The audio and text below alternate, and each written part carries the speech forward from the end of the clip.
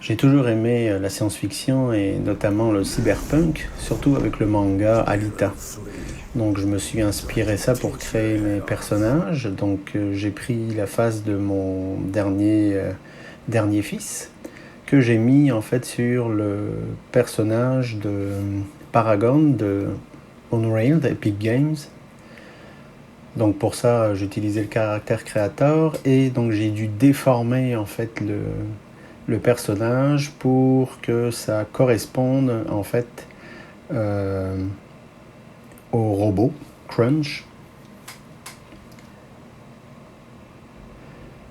Donc ensuite j'ai isolé chaque partie du robot que donc j'ai replacé un par un.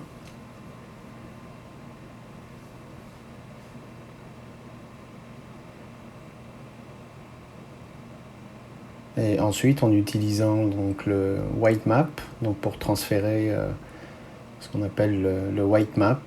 Donc on le faisait morceau par morceau. Et là l'intérêt, comme c'est un robot, c'est que ça n'a pas besoin vraiment de se déformer. Donc en fait c'est relativement facile.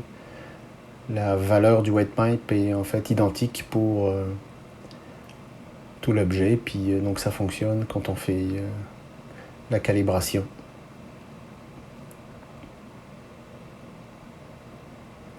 Alors pour le deuxième personnage, donc j'ai utilisé en fait les morphes de Daz, puis le bras cybernétique aussi que j'ai acheté sur le marketplace de Daz. J'ai importé ça dans le caractère créateur et j'ai acheté aussi cet objet sur le store de Real Illusion, mais en fait on pouvait pas le scaler, on pouvait pas le rapetisser. Donc j'ai dû l'importer dans Cinema 4D. Et donc là j'ai pu le mettre à l'échelle avec les bones.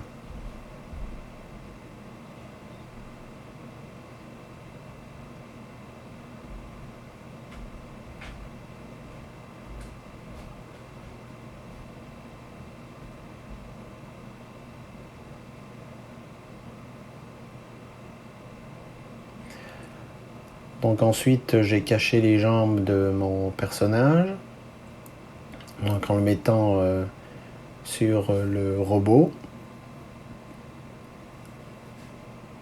On le link. Alors on le link bien sûr sur, pas le root, mais sur le pelvis. Comme ça permet d'avoir des mouvements cohérents.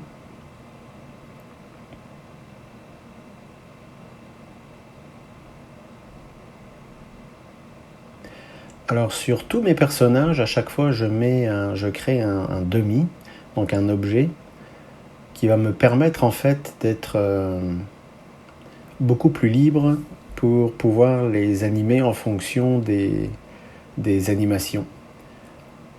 C'est beaucoup plus simple donc d'utiliser en fait un demi. Donc là par exemple on a donc notre objet qui bouge, le spider.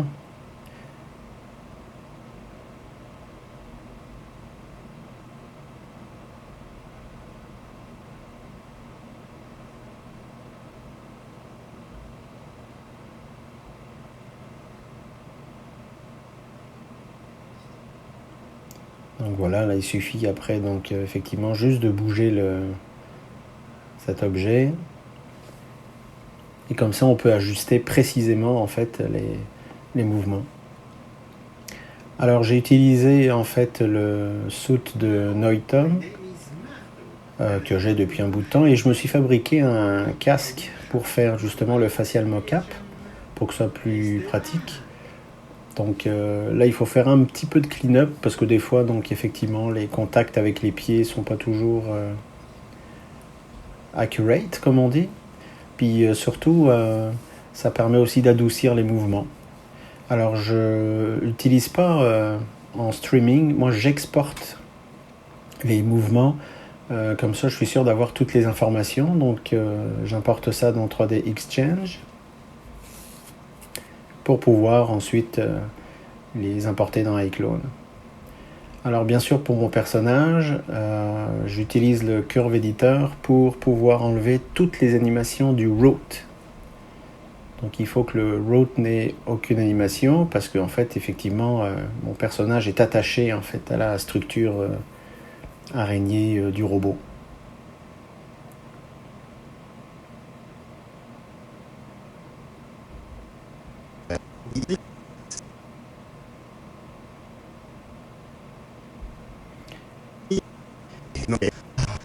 Alors j'ai utilisé l'outil Hello, Aculips. my name is Marteau, and I am a machine.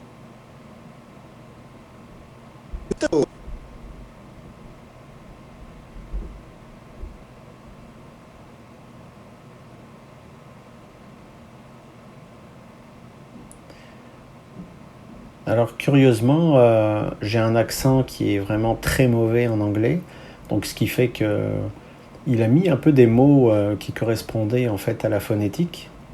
Puis curieusement, ça fonctionnait pas trop mal. Donc avec le mocap du visage plus l'Aculips, j'avais un résultat qui était pas mal.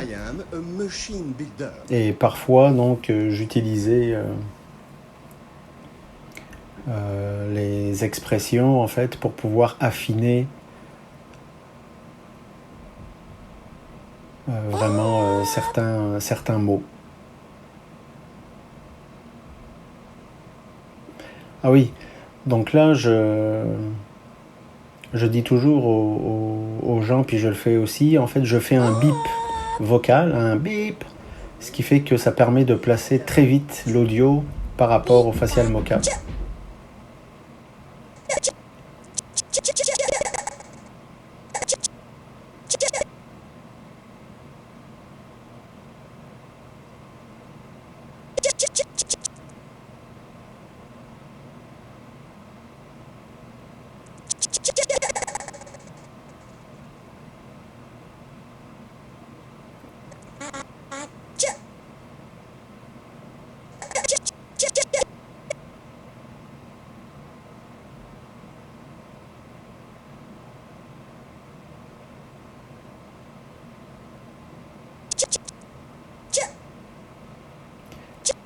Alors l'éclairage,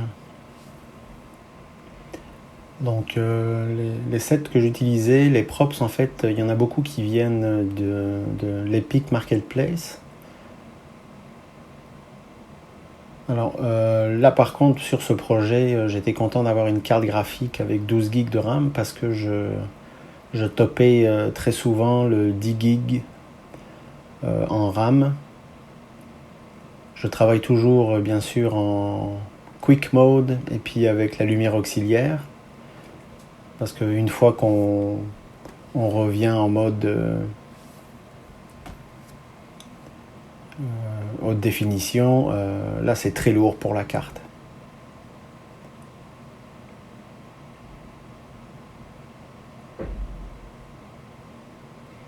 Alors parfois, juste pour avoir une lumière en découpe suffisante, il fallait que je duplique vraiment les spots. Donc là on voit il y a 3 spots bleus pour créer cette lumière là et pourtant les 3 spots sont à fond. Et bien sûr les lumières sont linkées avec le spider, donc ce qui permet d'avoir un éclairage constant. Alors pour le montage j'utilise DaVinci. Et ce que je fais toujours, quand j'ai plusieurs caméras, en fait, j'exporte toutes les caméras pour pouvoir faire le switch en montage. Je ne fais pas le switch dans iClone, mais je l'utilise vraiment là. Ça me permet d'aller beaucoup plus vite, puis surtout de pouvoir rectifier des timings très vite, très rapidement.